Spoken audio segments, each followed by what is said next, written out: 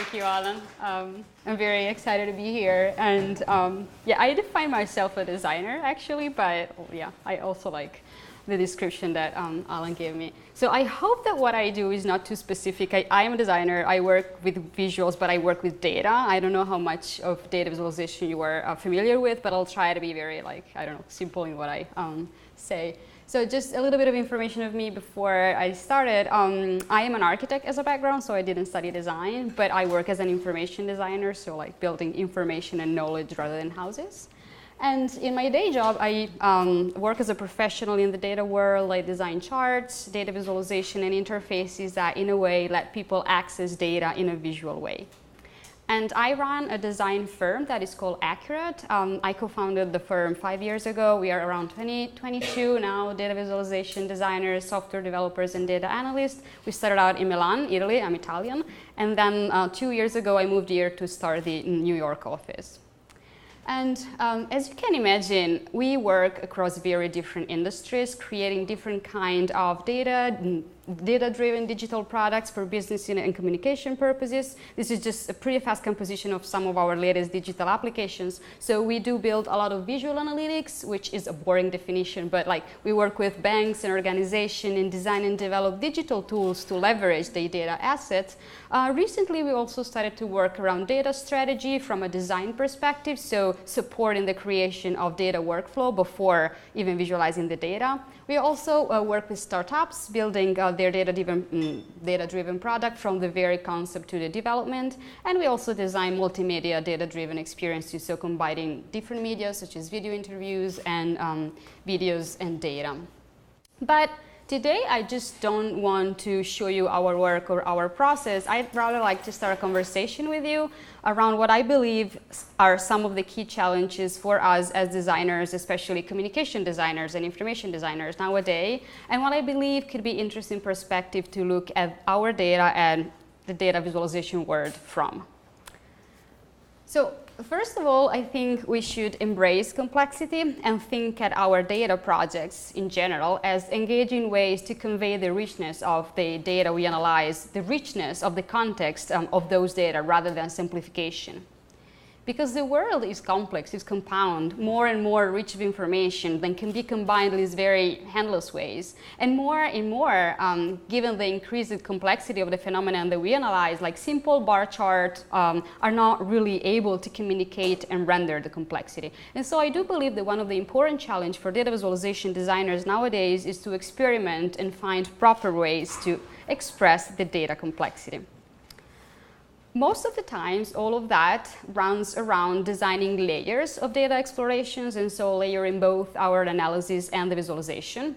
So overview first, zoom and filter, and details on demand, says Ben Schneiderman. But how can we do that?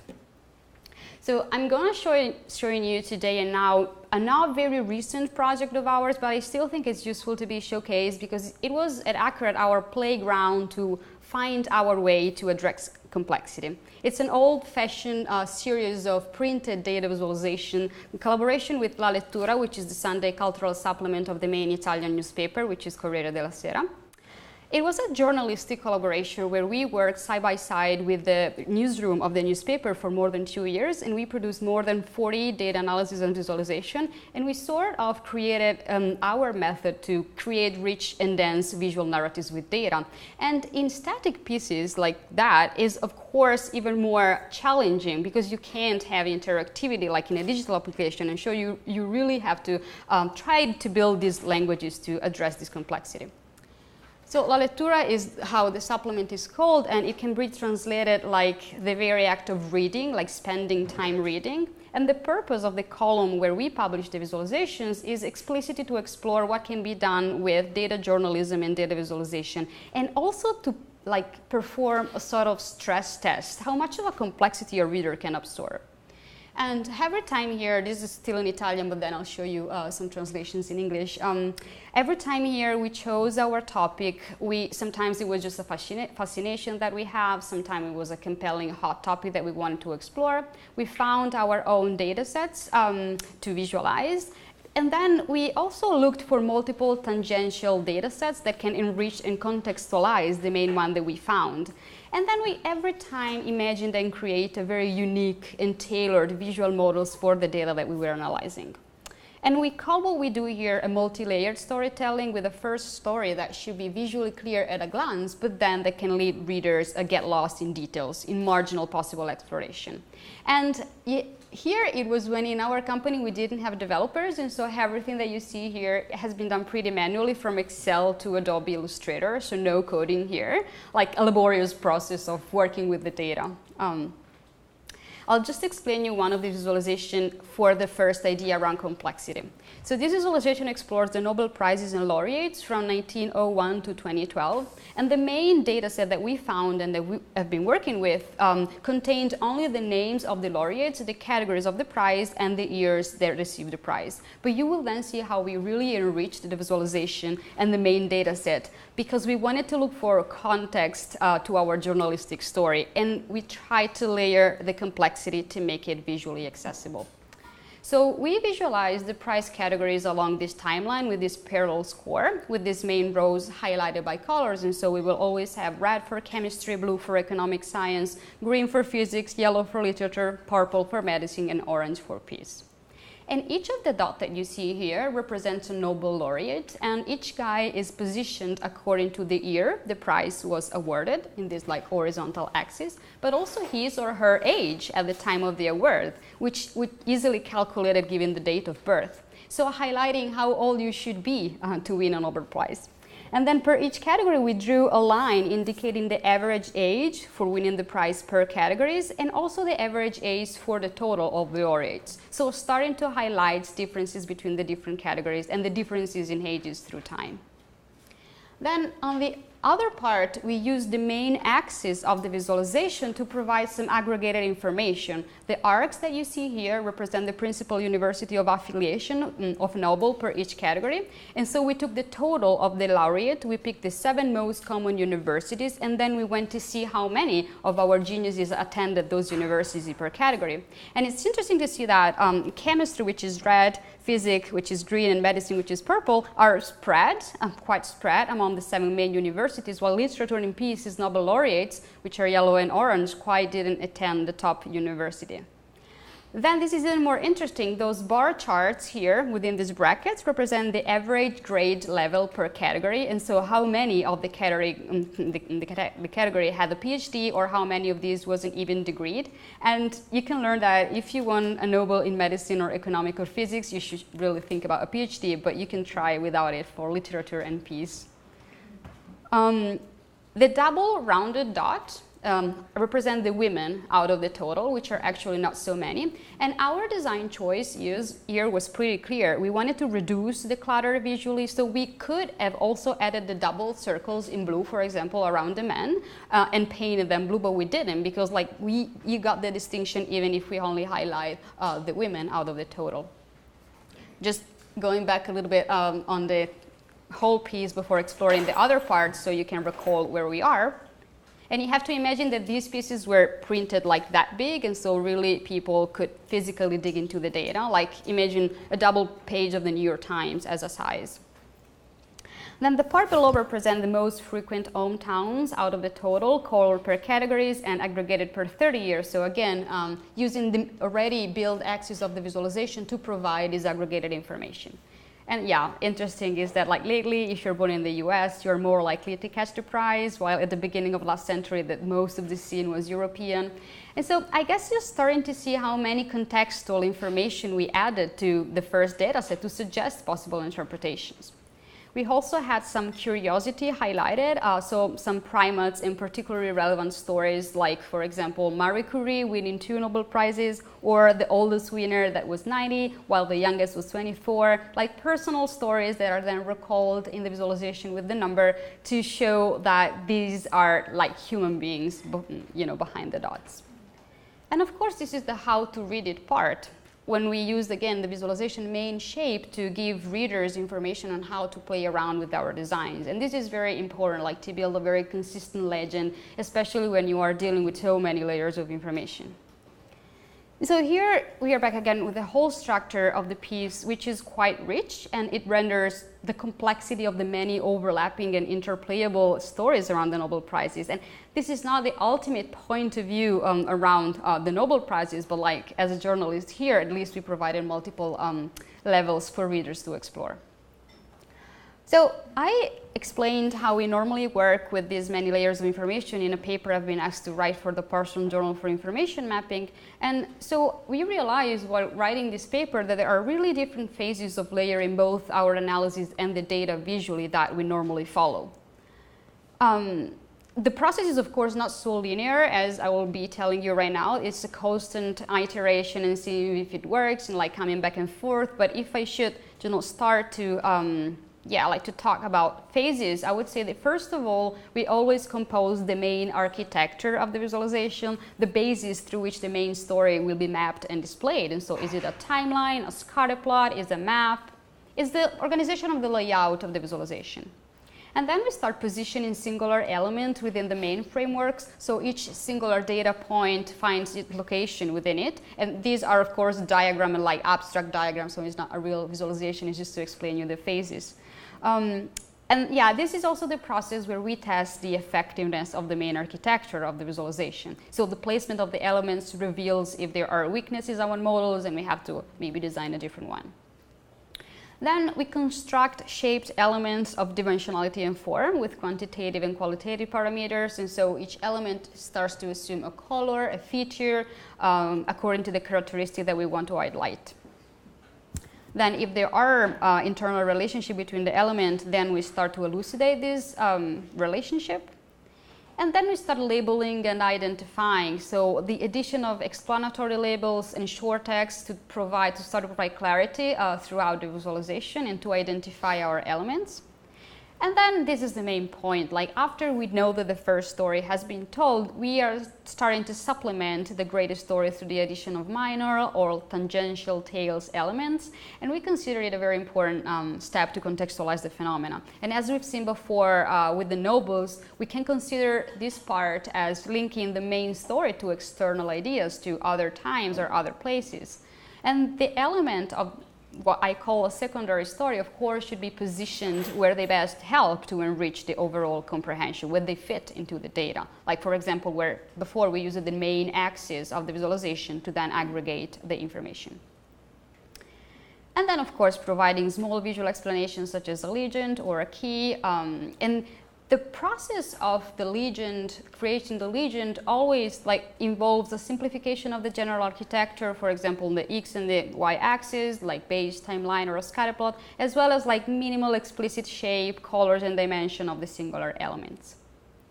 And in the end, fine-tuning and stylizing the elements. And this is very, very important when we have so many layers. So we really have to work on, like you see before, really to make the most important information pop out. And here we really work with opacity of layers, with thickness of lines, something very small and probably that not always the readers can really know that you're doing, but it's very, very important for the overall, it really makes a difference on how readers perceive the piece. And again, this is not linear as it could seem. It's a constant iteration of explorations, and we made no claim to have created the universal method to layer complexity, but in general, I do believe that it's really important to keep on exploring around that. Another challenge, or let's say approach, that guides my personal work is the chase for beauty, because we know that design and aesthetics has a very deep role in how users perceive every kind of product, which it could be a product but also a piece of information. And I do believe that a pure, beautiful visual can be a trigger, an extremely powerful trigger to get people curious and willing to explore the content of the data analysis that you performed. And this is why I think that in certain cases, the aesthetic aspect of a data visualization can be considered as important as the data itself to catch readers' attention, to make them willing to dig into the topic, and to trigger their curiosity to explore more. And why a reader shouldn't be able to find a data visualization both intellectually compelling and so very rigorous data-wise, but also emotionally rich. And I really like that sentence.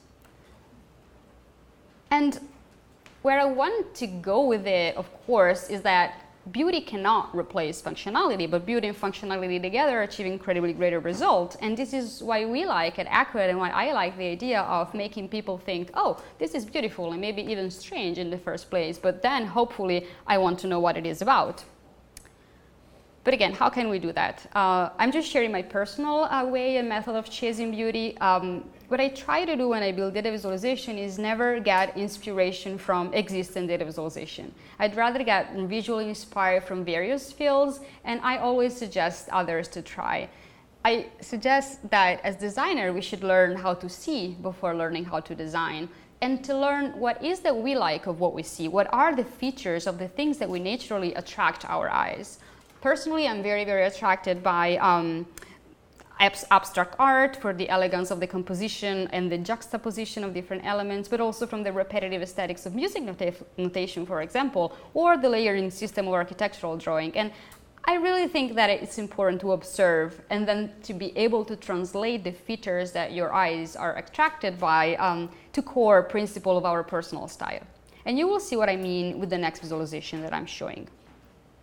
This is still part of our collaboration with Alettura. Then I'll move on to show you different projects. And it's a data narrative that took a very, very deep visual inspiration. And I will explain the visualization pretty quickly, and then I'll get to the core of my point.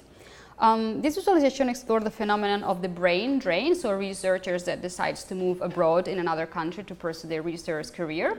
And it is explored through a visualization that displays the main income and outcome of researchers' flow on 16 countries and discovering, correlation with other parameters. And as in the Nobel Prize, we combined very many data sets. And again, you have to imagine that these were like print pretty big. So I know that the screen, unfortunately, it doesn't really make good to this visualization. So the main architecture of the visualization, the countries here are positioned contrasting two parameters. And so horizontally, the GDP that each country dedicates for the research and development field, and vertically, the number of researchers per million people. So the very first point of view of the story, you have it with the positioning of the country and seeing how they are performing quite differently. And then each country is displayed by contrasting a lot of information that helps discover its situation in terms of how many researchers go abroad, which is the solid histogram going down, the red solid histogram going down, how many enter the country, which is the blue solid histogram going up, and also how many are coming back after a period abroad, which is the orange thin bar. But also we wanted to add many more information to understand what's happening in the country. And so we included data about the regular populations, emigration and immigration with the red and blue hollowed histograms following the main one, the GDP per capita, the unemployment rate, the university rankings, and also an interesting parameter that we found that is the female employment rate with the pink bar. And we've been spending a lot of time understanding the data, finding the most proper data set to combine. And there were many, many possibilities for how to visualize the data, knowing where the patterns were. But actually, the visual idea for the piece came to me after a visit to the MoMA's Inventing Abstraction exhibition, which was very fascinating in 2013, I guess, which happened during the first day that we were analyzing the data that we had found on the researchers and countries. And I was looking already in my mind to a visual way to correlate these many parameters about researchers per country. And while walking past Mondrian, Malevich, or Kandinsky's art pieces, I started to envision each country as a compound element. The parameters of the element could have been visually related by the positioning, the rotation, and the spatial correlation of those geometrical shapes that I was kind of sketching down during my visit. And consequently, we normalized the number, so we represented each value as a function of the country's population. Thus, in the visualization that you see, we are displaying relative percentages to let readers visually compare the relevant information, which happen to be much more interesting than the values per se, so the actual numbers. And there are a lot of patterns that visually emerge. So for example, you can see from the piece in general that researchers move around much more than the average person, because for each country, the red and blue solid histogram, which are the researchers, are always longer than the hollowed ones. But we have some exception, like in leading countries like Spain and Italy. In fact, they import proportionally more regular workers, so say with a lower level of education rather than researchers. and many, many more other findings that one can dip into, but this is not the point today. I guess that visually you can totally say that the modern painting visual reference played its role on the piece, and how it helped not only creating a visually unconventional and unexpected piece, but also informing the choices that we made on how about telling the story. And I want to stress this point around aesthetics, because to be communication designer, information designer, and so like most of all data visualization designers, you have to find new ways to attract people's attention, even like through new languages and new solutions that, besides being functional, accurate, and appropriate, they also must be magnetic and surprising in a way. And I believe, again, that learning how to see is really essential to learn how to design. And learning how to see means really, again, asking yourself what is that you like of what you see. And it means building your visual vocabulary. Which leads me to the next point, which is try to not limit to standards when we can. As you probably have seen, the visualization that I've showed you before, the visual that we produce with data are not really standard, are not really something that you can get out of an Excel or out of a tool that can create a visualization for you. They do rely on standards like timeline, bar charts, or scatter plot, but they are not limited to that. And also, as you've seen, I sketch with data a lot. When I work on any kind of data visualization project, I produce tons of sketches, even before pulling the data into any sort of tool that can return me to a draft chart. I sketch to understand how to spatially organize the data, to define both the architecture of the composition and the visual aspect of the tiny details, and why I think this is a valuable approach. Specifically in data visualization, one of the most common approach is to start from what the tools that you use can provide you with. Like even like processing Tableau or the basic Excel graph, from what the tools can really return you, or also maybe from what we feel more comfortable in doing with these tools. But when we sketch with data and designing data visualization, like sketching with data, what comes into mind, and the fact that I can't in a way have data on my pen and on my paper, it's very helpful to explore visual features and visual aggregation that really comes exactly from what you have in mind, after, of course, you analyze the data itself. And I really see that as a shortcut from your head to the final piece. And talking about data and sketching with data, I've been asked an interesting question by Mortis Stefaner in his Data Stories podcast that I will invite you to check out, because he always has amazing guests. So it's called Data Stories. So he basically asked me, okay, Giorgia, but how about the real data? Like you sketch possibilities, but like when do the actual data come to the table?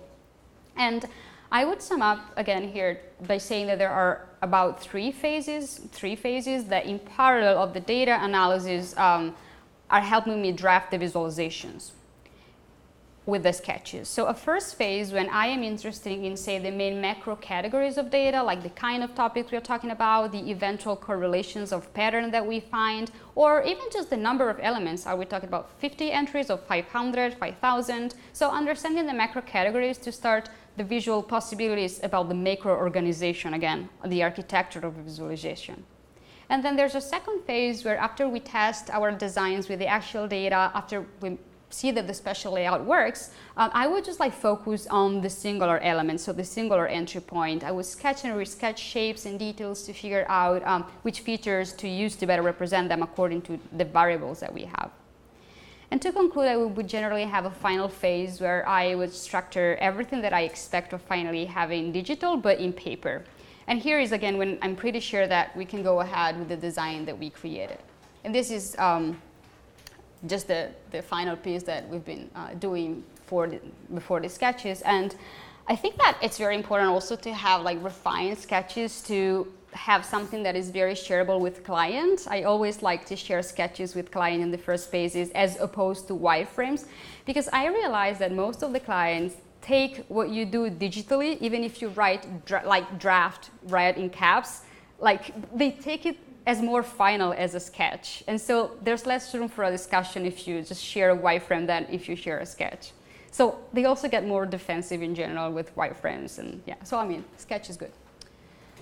Then another thing that I would like to talk about today that it might seem obvious, but it's worth saying out loud, is that we should always take into consideration what data stands for, what numbers actually represent in their context, and keep this in mind always, at every stage of every project. And in my profession, I really realized that when it comes to data, a common approach is to throw technology at the problem, like sometimes without even spending enough time framing the real issues and the real challenge. Like, we have big data, we should use Hadoop or Spark or whatever. This is really something that I hear a lot from my clients, but these are just instruments. And over the last year, a lot have been done in research around what technology can bring to the data world, and this is amazing.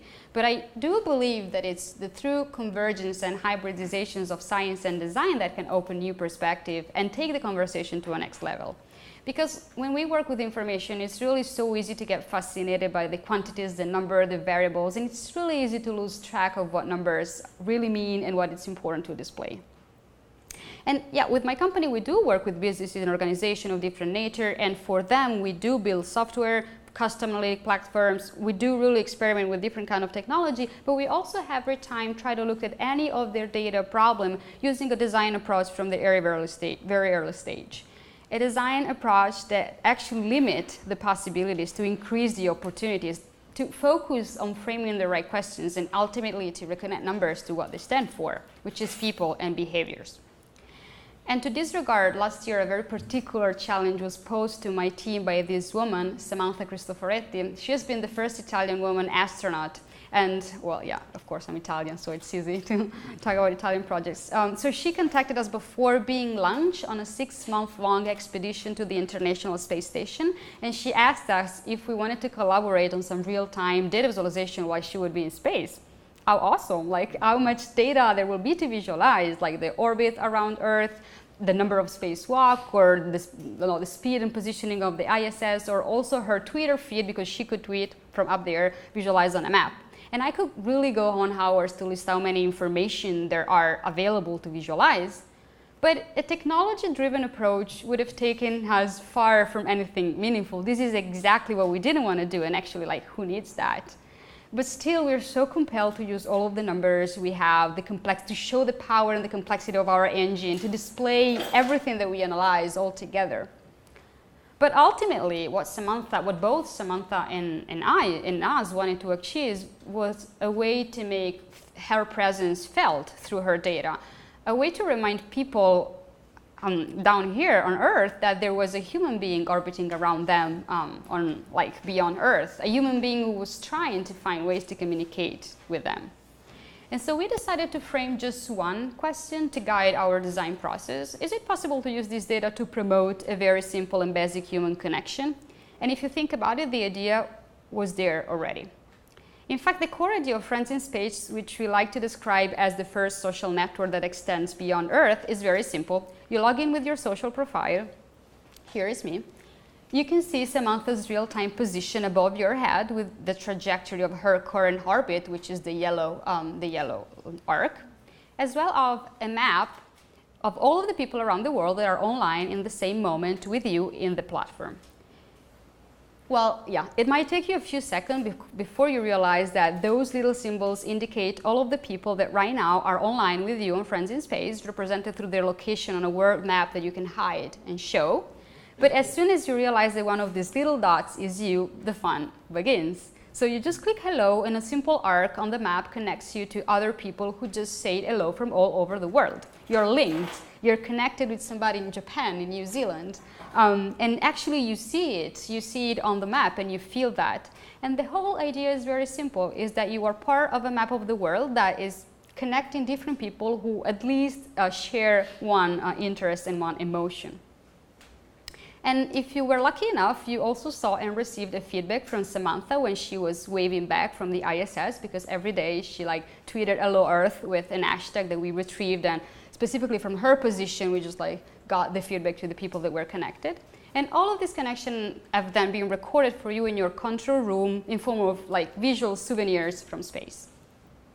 So you see that data powers all of this. In fact, then a very simple human interaction, the way of connecting people, drives all of the experience. And you can see that we really limited the interaction by design. We wanted to play with the simplicity of the gesture of waving and saying hello from where you are to other places. And the response of people was incredible, really through Friends in Space, tens of thousands of people connected with Samantha and between themselves. And the very positive response really taught me a very important lesson. That was what I was telling to you in the beginning, that limitations with data are the true way to, in a way, transform the abstract and the uncountable into something that can be seen, felt, and reconnected to our lives and to our behaviors. This is my last one, my last point, very connected to the previous one, which explored limitation. And I'd like now to talk to you about how we can use data to become more human, to connect with ourselves and with others at the deeper level, and to advocate that this is totally possible. So the last experience is definitely more radical in terms of using limitations as an asset. And for me, it was the big data hangover relief. It's a zero technological year-long, very laborious personal project that consumed, like, I guess, all of my evenings and weekends for the last year. It was a collaboration with information designer Stephanie Pozovic. I am an Italian and I live in New York. She is an American and she lives in London. We only met a few times in our life, but last year we decided to work together because we found that we have many personal and work similarities. We're both the same age, expats in our 30s, so both only children struggling with being so far from our family. We both work with data in a very handcrafted way, so trying to add a human touch to the world of computing and algorithms. And most of all, we're both obsessed with drawing with data and with sketching data. So we decided to challenge ourselves. We would get to know each other through our data and through our drawing, of course, drawing with data. And we conceived and started what we call Dear Data, a sort of like uncommon kind of correspondence of hand-drawn data postcards across the ocean. So each week since September 1st, 2014, and for a year, we collected our personal data around a shared topic, from our complaints to the interaction with our partners, from the compliments we received to the sounds of our surrounding, from the negative thoughts for the week as they popped up to our obsession and habits. 52 pretexts in form of data to investigate and reveal a particular aspect to ourselves, to the other person, of ourselves, and about our days to the other person. At the end of the week, we would take the time to analyze our information and to create an hand-drawn correspondence to each other. So unfolded data postcard that we would send from New York to London and from London to New York for 52 weeks. Eventually, the postcards arrived at the other person's address with all of the scuff marks of his journey through the ocean, with this third party and the project being the postal service. So we purposely designed initial constraint for the postcards and for the project to form a consistent collection, but also to allow us experimenting more with our weekly data. So the front of the postcards is always the data drawing. It contains no explanation at all, and it's hopefully beautiful drawing that one could only take as an illustration if you didn't know that there is data behind. And the back of the postcards contains, of course, the address of the other person, the title of the project and of the week, and the legend, so how to read our data drawings. And it's interesting that we didn't send each other any digital scans of our postcards, so we have both been eagerly waiting to get the data weekly portrait of the other person in the mailbox for a year, also like rediscovering the pleasure of checking the postbox as you get home. And it has really been a type of slow data, small data, and analog data transmission. So, well, yeah, during a time when everybody's talking about big data, virtual reality, we of course do small data and physical postcards, you know. It doesn't sound revolutionary, but by removing technology from the equation, we were really forced to extend ourselves as designers. Because from the one hand, we have each been forced to invent 52 different visual languages, because hand drawing with data leads to design that are, of course, incredibly customized to the data that you're working with. But also by removing technology from the equation triggered us to find different ways to look at data as excuses to tell something about ourselves. In fact, as we gathered our weekly data, the process was definitely more labor intensive than just deriving standard metric from our technological devices. We like to call Dear Data more a personal documentary than a quantified self-project, because we didn't here only quantified numbers, but we have been adding qualitative detail to our data collection, and that was really the most important part for us. For example, the very first week of Dear Data, we chose a pretty cold and impersonal topic: how many times do we check the time in a week? And so here is the front of my postcards, and you can see that every little symbol represents all of the time I check the time, order per days, per hour, chronologically, nothing complicated.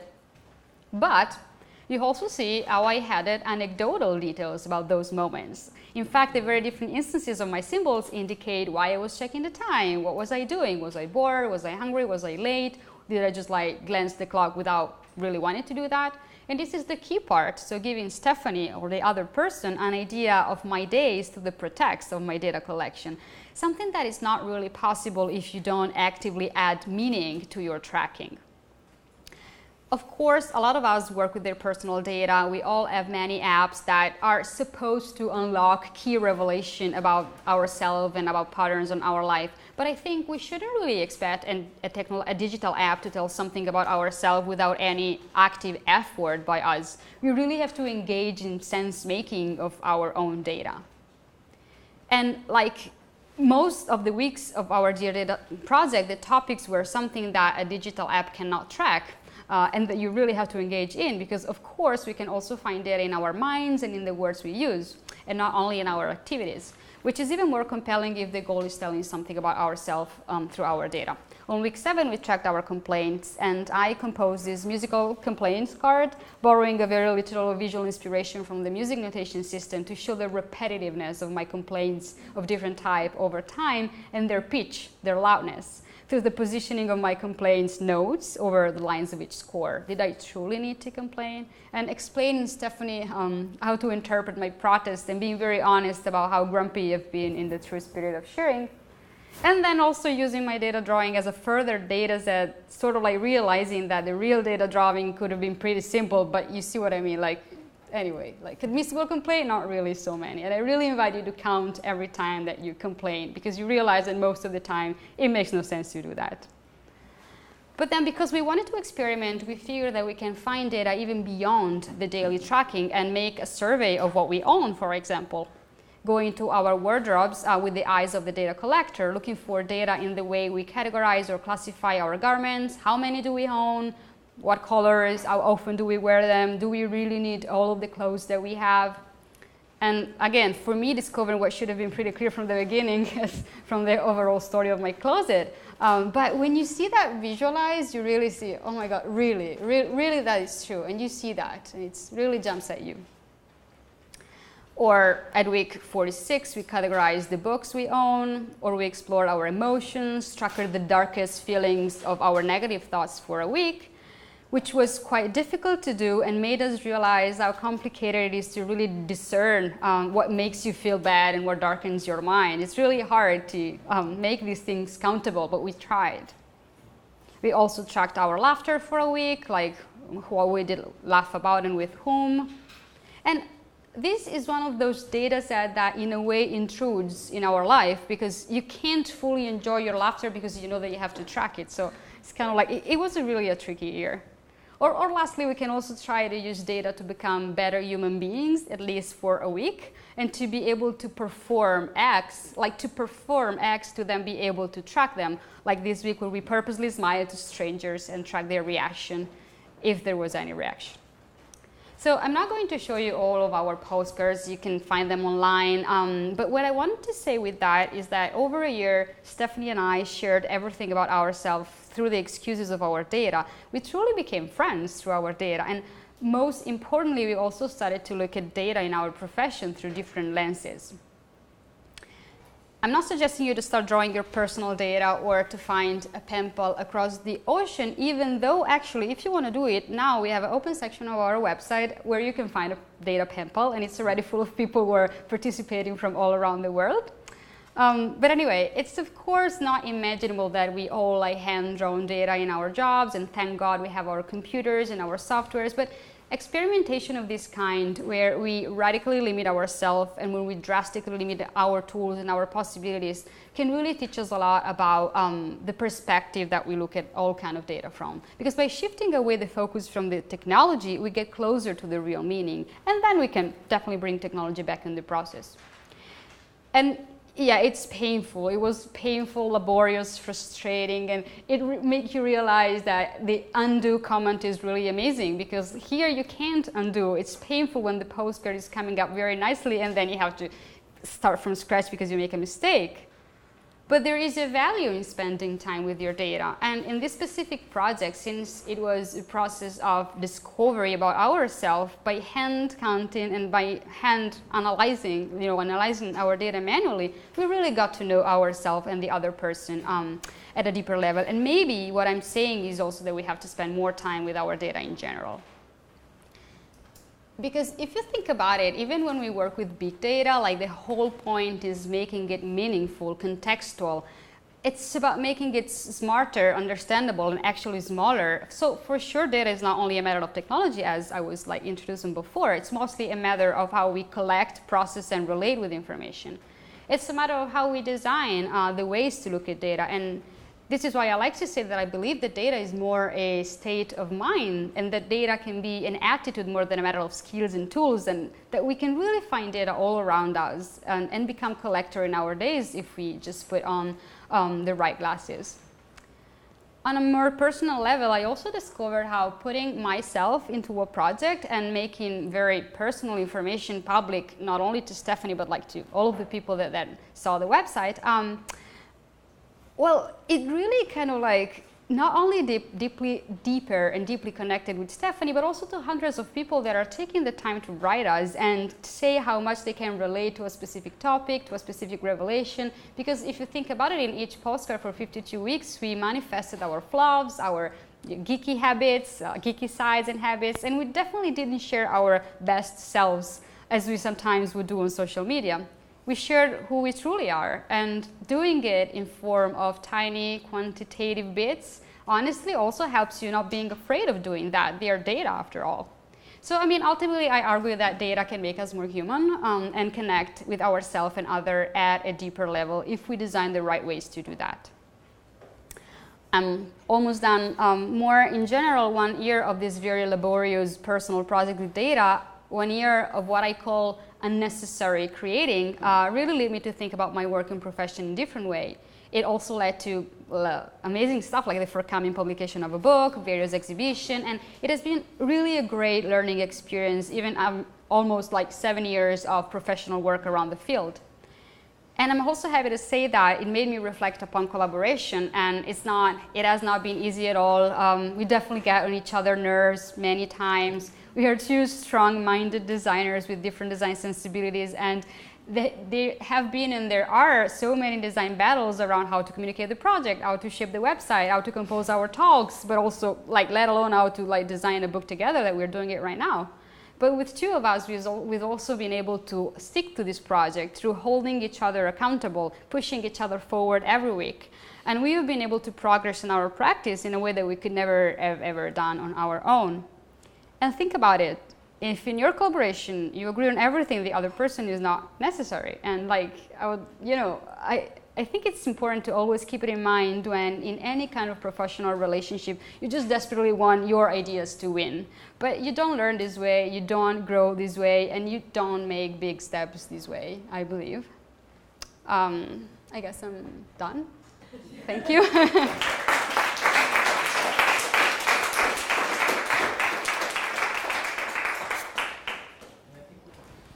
Thank you so much. That was fantastic. Thank you. Just so much to absorb and to process.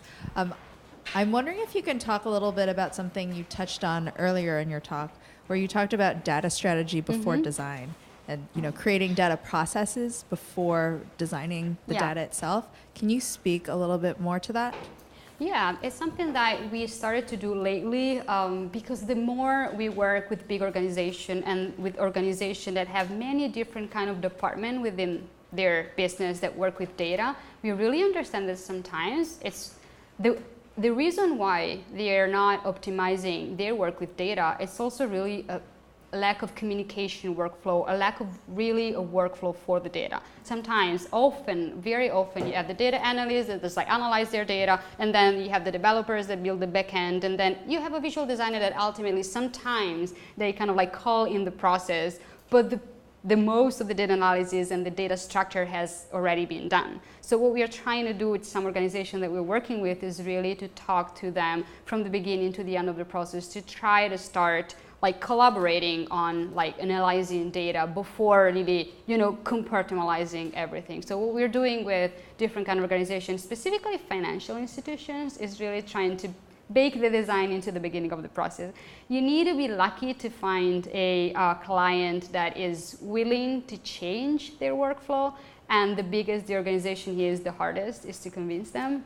But I think there is value to that, because otherwise really having this very, very compartmentalized, can you say that? Compartmentalized ways of working with data, it brings you, I think, far away from meaningful solutions that last in the long term. It really, you do your work with data, but then you don't really get into any kind of innovation part. I'm not a data strategist. We have a data strategist in our company because my partner is a sociologist and I've been studying a lot of like data strategy. So it's definitely him responsible to do that.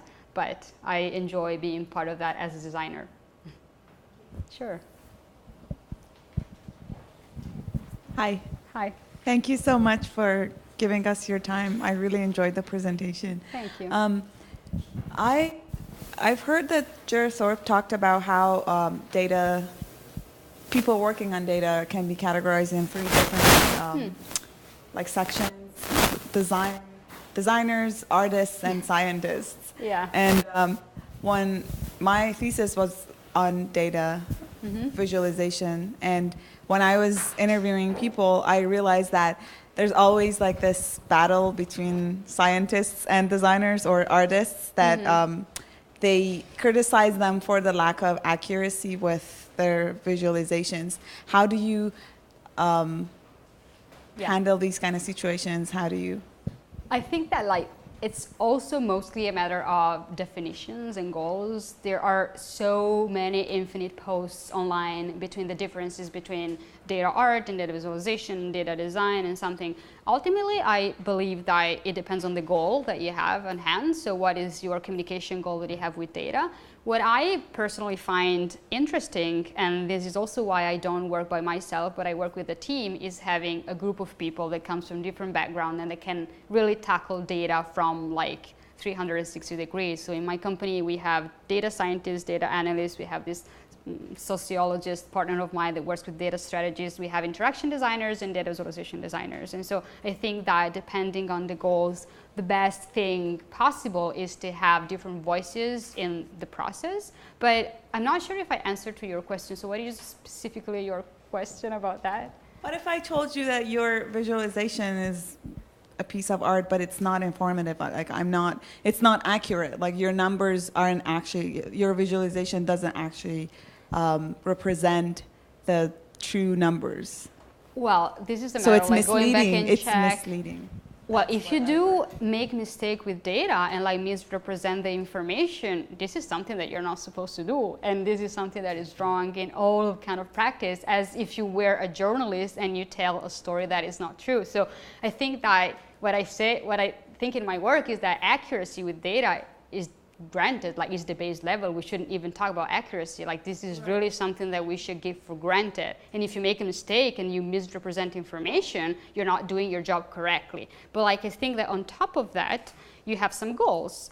If you're working with data for decision-making purposes, for sure you're not building these rich and dense visual narratives, because you need to have people focus on the right information immediately. And maybe you're building a very simple dashboard that is something that people can really understand at a glance. But if you're telling, for example, a journalistic story, and if you're purposely experimenting, I think there is more room to say, okay, we combine this kind of information that maybe are not the ultimate point of view on the Nobel Prizes history or the brain drain researchers, but this is a piece of journalism, and like every kind of journalist, you have an interpretation of that. Yeah. I think we can talk hours on that. Yeah. It's so, but Jer, I know Jer very well. I didn't read his piece. Sorry? Oh, I saw his tweet to the lady. Okay, yeah. And yeah, but I didn't know that he was categorized in designer, artist, and data scientist. Probably is because of the scope that they have. I think that data art, to me, data art is a subset of data design, data visualization design. But it's really... I think that layer of abstraction kind of takes away from what scientists call accuracy. And that creates like that tension. To me, accuracy is just not misrepresent the information and not really misrepresent the numbers, because like everything that you saw before is really accurate. Like the numbers are placed in the exact same position according to the years or the numbers of the values.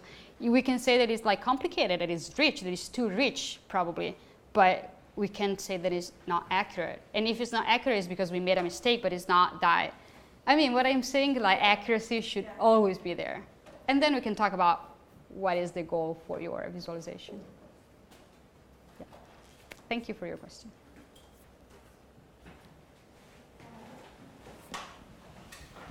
Thank you so much. Thank you. Wait, Oh, okay. I should speak here. You mentioned that data can make us more human. So what's the definition of human? It's like, I'm thinking data makes us think more rationally, but I think human has some emotional thinking, so I'm not sure the definition of human here. Yeah, well, the definition of human to me is when I'm saying that data can make us more human is what I then wrote as a tagline, like to connect with ourselves at a deeper level. Of course, it's a sort of provocation because something that you say, well, data and human, but what the Dear Data project proved to me, for example, I'm not a person that have ever been able to do meditation or to go to any therapy because of how I am, but like really focusing and acknowledging a topic in form of data helped me understand a lot of things about myself over a year. So I'm saying that sometimes quantifying or giving yourself the excuse, the pretext, and the goal of starting by quantifying something around yourself and your inner self give you the real pretext to do stuff that maybe you wouldn't do before. So for example, there has been like in these 52 weeks, a lot of topics that I wouldn't have been able to address, like how much, for example, how undecided I am in like my general situation. I sort of like think of myself as a very decisive person, but like a week of indecision like really made me realize that I'm not for the most trivial parts of like negative thoughts. When you're really trying to discern what's going on in your mind when you feel that there's something wrong, but then you have to do that because it's an exercise and you have to put it in form of data. What I'm saying is that data can be a tool to help us, definitely not the only tool. It can be one of the many, many tools that we can have to get to connect with ourselves at a deeper level. That is what. Maybe human is not the best word that I can use, but I think that I'd like to talk about a possibility for the future to, think about it as a humanism rather than a data, technological only driven approach. It was, of course, a provocation, so thank you for your question. Thank you. Thank you.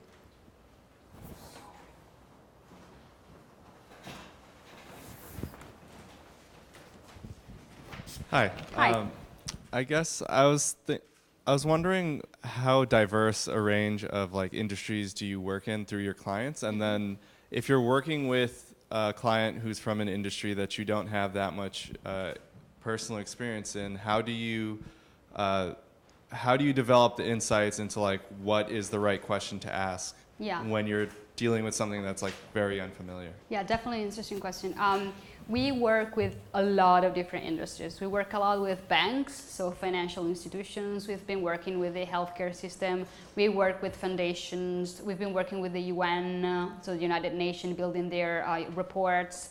So really with a lot of startups, and so startups that are definitely focused on different aspects. And what we do, because we are not expert in the domain field, we always set up with our clients a very first phase where we dig deep into the topic. And we always make sure that throughout all of the process, we work with one of our clients, like somebody within the team of our clients that is expert in their domain, because we can't like fake or pretend that we are the most expert in healthcare. We are expert in designing the ways information would be perceived.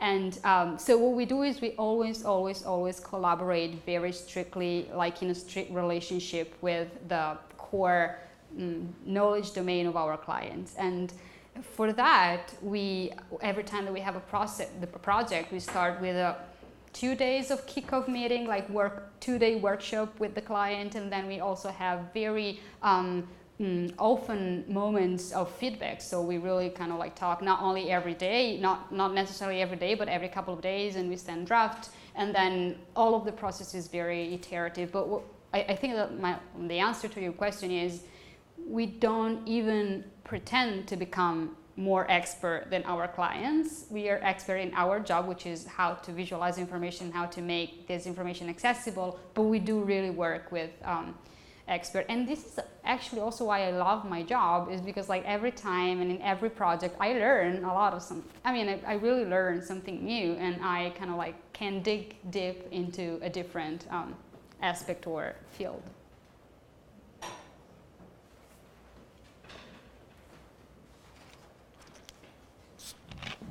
Hi. Hi. I'm Layla. Thanks for coming. Thank you. I was wondering if you have like any example or story of some of like the of how some of your work has influenced or provoked changes in the industries that you were working for. Yeah. And the reason why I'm asking this is I sometimes help my boyfriends in a urban design program and he's doing a lot of trying to big data and data visualization, and a lot of the feedback that he gets is like, okay, data, and then what? And like what? And I think I understand why it, but that he gets that feedback so often is something that I find really the first story that it comes to mind is we're working a lot with an Italian bank. UniCredit Group is a European kind of like pretty big bank, and for them we've been building an HR monitoring tool, and so a sort of like interactive tool when they can monitor the state of the art of the people, like their managers, their agents, then how much they do deliver what they are expected to deliver, how much time they do spend in meetings. So sort of like a huge Gantt that put together not only a timeline but also like singular people, and like really they understand, and it's also like connected to LinkedIn, so it's sort of like also helps them understand what are the skills of the people. And I remember that I was sitting there with one of my clients when he was like looking at a prototype, and he realized that they were completely not covered into one of the core areas of what was one of their goals for the previous year. And so then it was just like, really, are we doing that? And he kind of like called the people, and from that they started a conversation on how to optimize a specific part of their big kind of like company that they just weren't able to monitor at a higher level. So I think that the most insightful, how to put it, like the times that I found our tools being more useful is when we give these tools to the top managers that normally they don't have access to data because they can't. I mean, they can't really read the data, and they don't really have a lot of time to just like dig deep. They rely on the people that are below there in hierarchy to, say that everything is going okay. And like it happens a couple of other times that because of these kind of tools, they sort of like changed their process of optimization of resources. So just to make it a little more abstract, maybe when you give access to data to people that are able and empowered of taking decision that they didn't really have access to data before, I think it's there that you can advocate that there will be a sort of change. And of course you can have like the person that is below you that gives you a PowerPoint with some numbers, but when you're really able to just like play with a visual tool, that's something that you're not required to be a programmer, and just like look at the data yourself, I think that there some discoveries might happen. It might not happen, but if there's something wrong, hopefully it will pop up.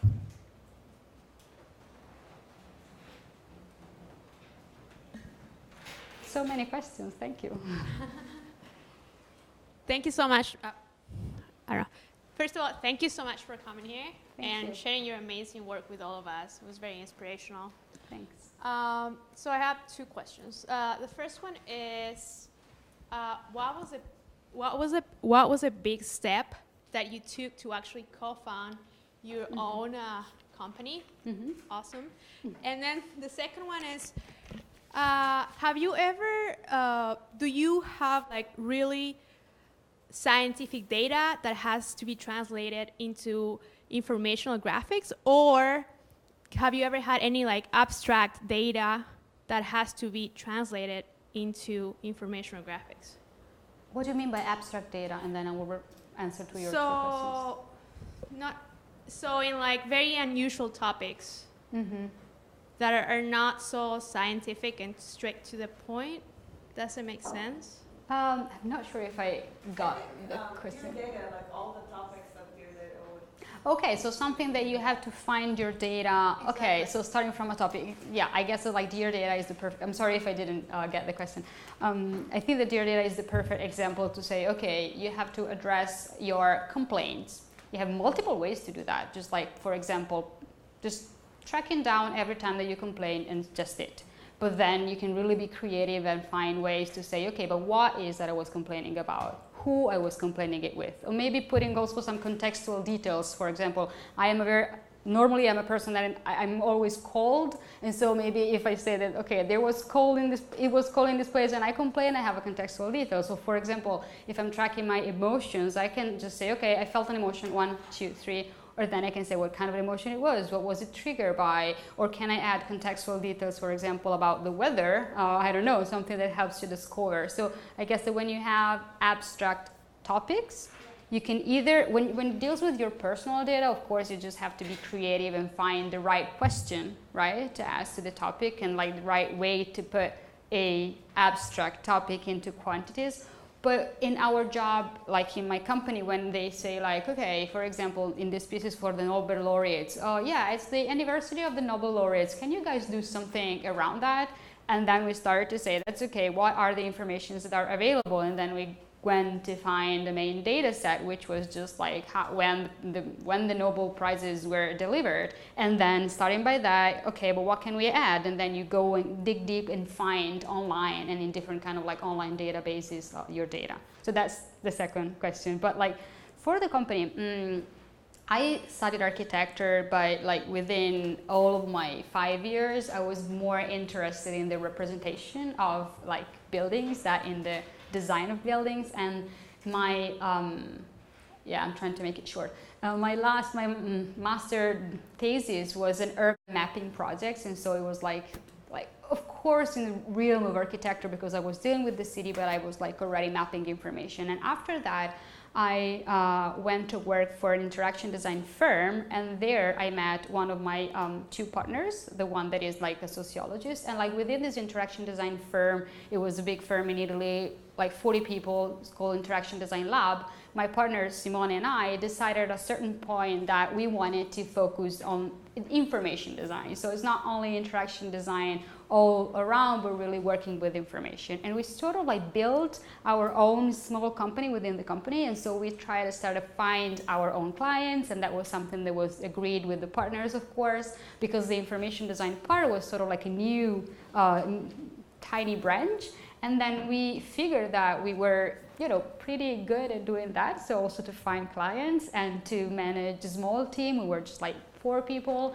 And after that, we sort of said that naturally we wanted to build our own company. And then like for another occasion, like another person that we knew that is now our third partner, he was working on one of his own previous company. He was doing motion graphics and videos, and he was good at making the business part, but he wasn't interested anymore in the video output. And then we just started to try to see if we wanted to, do something together. But the specific occasion for building the company was one of those things that always happen. So there was an RFP, a big RFP that somebody like sent our ways, and we were like, why we just don't try? We tried, we won the RFP, and then we had to build a company because otherwise they couldn't, hire us as professionals and single professional. And we started in 3 with 2 other designers, and now we are 22.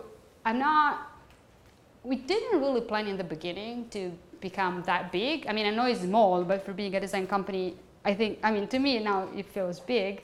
But I guess that like the data visualization market is very full of opportunities now. And so we've gotten so many requests from very different kind of clients. And we also try to build our way to be, in a way, a little recognized for what we do, because we publish. So we did projects for visibility, and then I went on speaking at conferences. And so it's not only that they are kind of like, calling us, but you also like actively have to promote your work, promote yourself, even if this is something that some designers don't really like to do. So I think it was both like a coincidence of people that were interested in the same topics in the same moment, and also the fact that then when we started the company, we realized that there was an opportunity to build a company and not only a tiny design studio. I don't know if you have more specific question on that.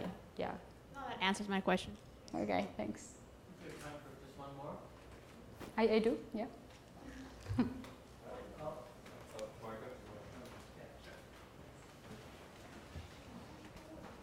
Thanks for coming. Very fascinating talk. Thanks. I guess I have two questions too.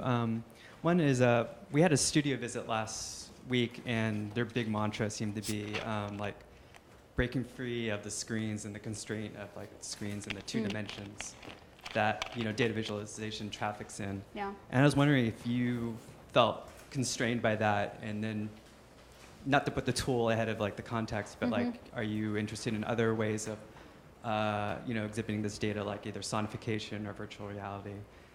And then my second question was like, what do you think are the most valuable tools for a designer to have in her tool set? Okay.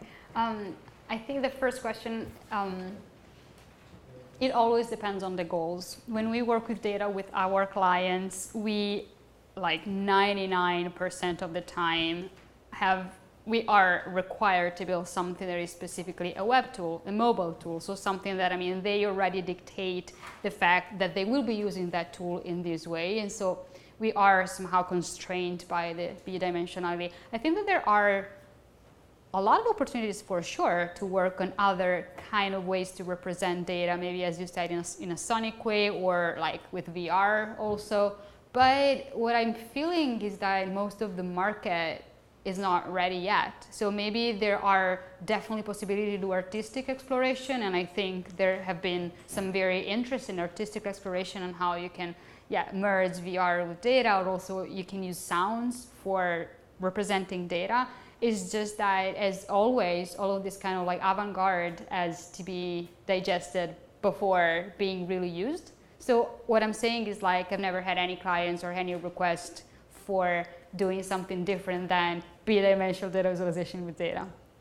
The second question is about the tools. Again, it depends on what you want to do. Like, all of the visualization that you saw in the first part of the presentation, so the data visualization for La Lettura, we've been doing that with Excel and Illustrator, so really nothing more. It was for sure more labor intensive and like slower than if we would have had a web developer back then.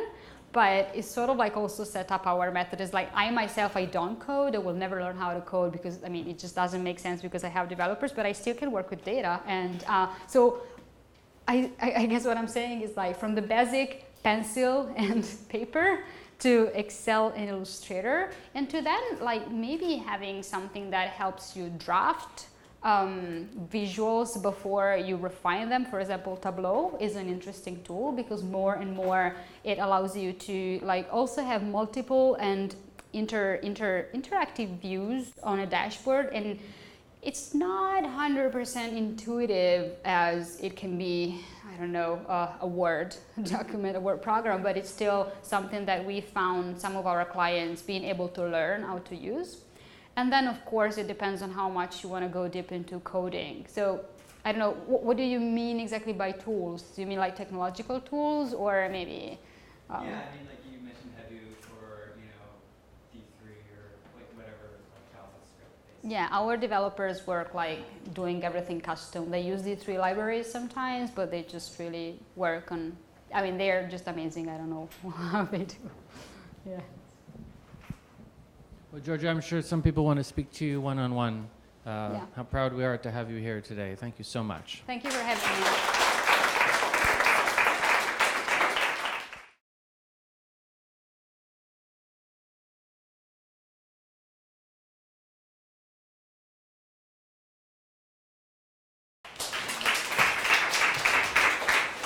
you, Alan. I'm very excited to be here. And yeah, I define myself a designer, actually, but yeah, I also like the description that Alan gave me. So I hope that what I do is not too specific. I am a designer. I work with visuals, but I work with data. I don't know how much of data visualization you are familiar with, but I'll try to be very, like, I don't know, simple in what I say. So just a little bit of information of me before I started. I am an architect as a background, so I didn't study design, but I work as an information designer, so like building information and knowledge rather than houses. And in my day job, I work as a professional in the data world. I design charts, data visualization, and interfaces that, in a way, let people access data in a visual way. And I run a design firm that is called Accurate. I co-founded the firm 5 years ago. We are around 22 now, data visualization designers, software developers, and data analysts. We started out in Milan, Italy. I'm Italian. And then 2 years ago, I moved here to start the New York office. And as you can imagine, we work across very different industries, creating different kind of data-driven digital products for business and communication purposes. This is just a pretty fast composition of some of our latest digital applications. So we do build a lot of visual analytics, which is a boring definition, but like we work with banks and organizations and design and develop digital tools to leverage the data assets. Recently, we also started to work around data strategy from a design perspective, so supporting the creation of data workflow before even visualizing the data. We also work with startups, building their data-driven product from the very concept to the development. And we also design multimedia data-driven experiences. So paper for more than 2 years, and we produced more than 40 data analysis and visualization. And we sort of created our method to create rich and dense visual narratives with data. And in static pieces like that is, of course, even more challenging because you can't have interactivity like in a digital application. And so you really have to try to build these languages to address this complexity. So La Lettura is how the supplement is called, and it can be translated like the very act of reading, like spending time reading. And the purpose of the column where we publish the visualizations is explicitly to explore what can be done with data journalism and data visualization, and also to perform a sort of stress test, how much of a complexity a reader can absorb. And every time here, this is still in Italian, but then I'll show you some translations in English. Every time here we chose our topic, sometimes it was just a fascination that we have, sometimes it was a compelling hot topic that we wanted to explore. We found our own data sets to visualize. And then we also looked for multiple tangential data sets that can enrich and contextualize the main one that we found. And then we every time imagined and create a very unique and tailored visual models for the data that we were analyzing. And we call what we do here a multi-layered storytelling, with a first story that should be visually clear at a glance, but then that can lead readers get lost in details, in marginal possible exploration. And here it was when in our company we didn't have developers, and so everything that you see here has been done pretty manually from Excel to Adobe Illustrator, so no coding here, like a laborious process of working with the data. I'll just explain you one of the visualization for the first idea around complexity. So this visualization explores the Nobel Prizes and laureates from 1901 to 2012. And the main data set that we found and that we have been working with contained only the names of the laureates, the categories of the prize, and the years they received the prize. But you will then see how we really enriched the visualization and the main data set, because we wanted to look for context to our journalistic story. And we tried to layer the complexity to make it visually accessible. So we visualize the prize categories along this timeline with this parallel score, with these main rows highlighted by colors. And so we will always have red for chemistry, blue for economic science, green for physics, yellow for literature, purple for medicine, and orange for peace. And each of the dots that you see here represents a Nobel laureate, and each guy is positioned according to the year the prize was awarded in this horizontal axis, but also his or her age at the time of the award, which we easily calculated given the date of birth. So highlighting how old you should be to win a Nobel Prize. And then per each category, we drew a line indicating the average age for winning the prize per categories, and also the average age for the total of the laureates. So starting to highlight differences between the different categories and the differences in ages through time. Then on the Other part, we use the main axis of the visualization to provide some aggregated information. The arcs that you see here represent the principal university of affiliation of Nobel per each category. And so we took the total of the laureate, we picked the 7 most common universities, and then we went to see how many of our geniuses attended those universities per category. And it's interesting to see that chemistry, which is red, physics, which is green, and medicine, which is purple, are spread, quite spread among the 7 main universities, while literature and peace, Nobel laureates, which are yellow and orange, quite didn't attend the top university. Then this is even more interesting. Those bar charts here within these brackets represent the average grade combining different media such as video interviews and videos and data. But today, I just don't want to show you our work or our process. I'd rather like to start a conversation with you around what I believe are some of the key challenges for us as designers, especially communication designers and information designers nowadays, and what I believe could be interesting perspective to look at our data and the data visualization world from. So, first of all, I think we should embrace complexity and think at our data projects in general as engaging ways to convey the richness of the data we analyze, the richness of the context of those data rather than simplification. Because the world is complex, it's compound, more and more rich of information that can be combined in these very handless ways. And more, given the increased complexity of the phenomenon that we analyze, like simple bar charts are not really able to communicate and render the complexity. And so I do believe that one of the important challenges for data visualization designers nowadays is to experiment and find proper ways to express the data complexity.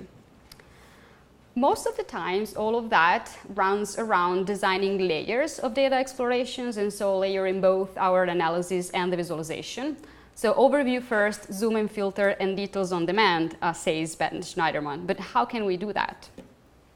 So I'm going to showing you today a not very recent project of ours, but I still think it's useful to be showcased because it was at Accurate our playground to find our way to address complexity. It's an old-fashioned series of printed data visualization in collaboration with La Lettura, which is the Sunday cultural supplement of the main Italian newspaper, which is Corriere della Sera.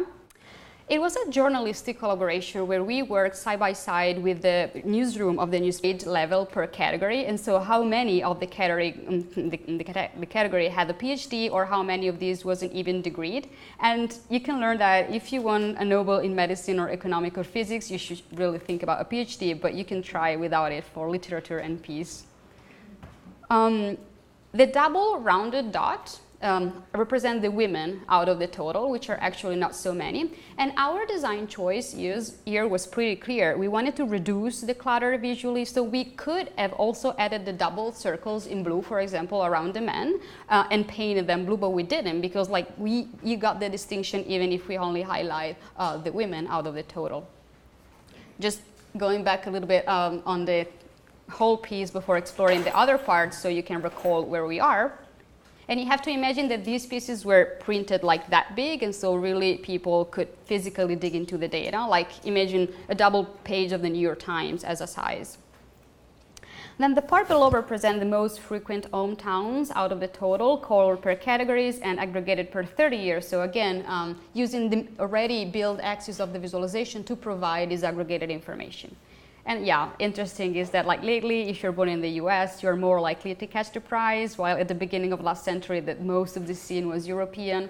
And so I guess you're starting to see how many contextual information we added to the first data set to suggest possible interpretations. We also had some curiosity highlighted, so some primates and particularly relevant stories like, for example, Marie Curie winning 2 Nobel Prizes, or the oldest winner that was 90, while the youngest was 24, like personal stories that are then recalled in the visualization with the number to show that these are like human beings, behind the dots. And of course, this is the how